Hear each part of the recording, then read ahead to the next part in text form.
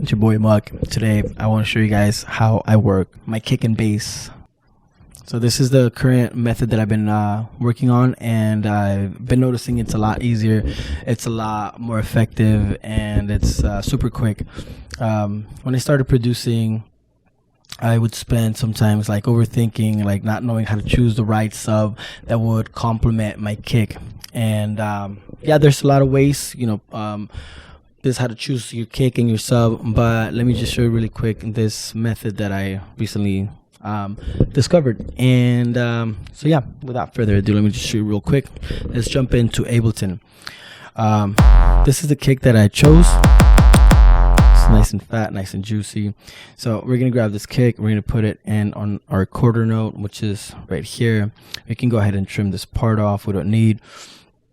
Also, before we go before we start working on the kick and bass, I want to point this out really quick. If you zoom in, if you're working with like sample based production, Ableton by default will add these volume fader automations at the beginning and at the end of every sample. This helps cut out the clicking and popping noises that many times you'll hear, and Ableton does this by default. However, if you are working with this type of techno, you want to pay attention to these initial points, because that's where you get your transients, and your transients are really important in order for your kicks to punch through the mix. So if you don't pay attention to this, your kicks are going to sound like pretty muffled. Let's see, let's put it back. This is what the kick basically sounds like without doing anything to it. All right, okay, let's bring this back a little bit more. You hear that like initial transient, that like click top end. That's something that you want in order for your kicks to punch through the mix. So anyways, all right, let's move on to the bass. Like, how do we choose a bass, something that complements your kick really well? All right, so this is basically what I do. So I grab my kick and I'm gonna go ahead and just double that, bring it back here, and then obviously get rid of the transient because we don't want that.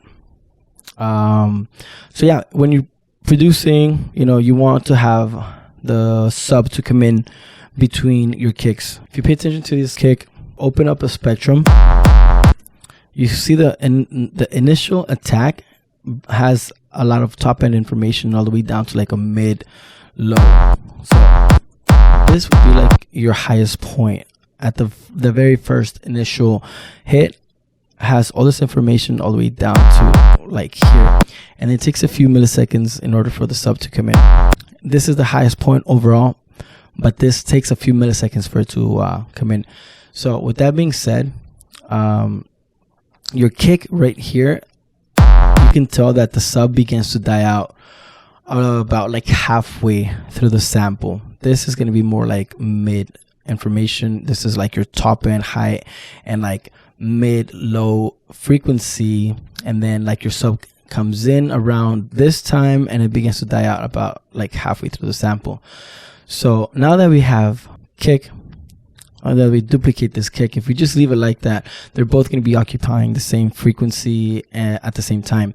And what we want to do is basically delay that sub, so it happens right after the sub on the kick begins to die out. So let's grab the second kick. We're going to make this our sub, our bass, if you will, and then we're going to cut out the transient, and now we basically want this sub to play just after the sub from the kick, if that makes sense. So let's go ahead and turn this on and see what that sounds like.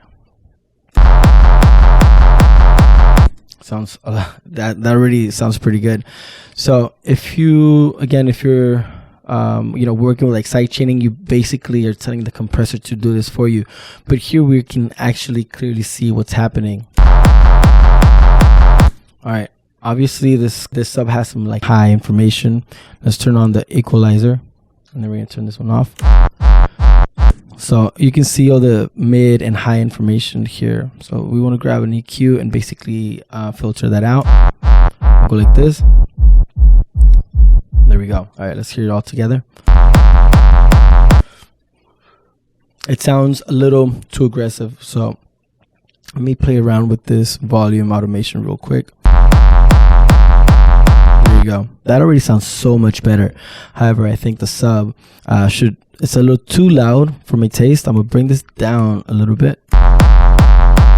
Boom, just like that. That's pretty much it. Now let's just go ahead and grab this, clip this part off, and then select this region all the way to the beginning and say Command J. So there you go. Now if we open this up, we're gonna have to loop that, and then let's do the same to our kick. Command J.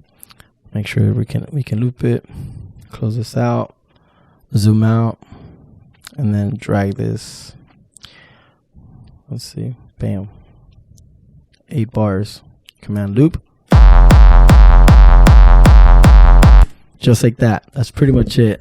Thank you guys for watching.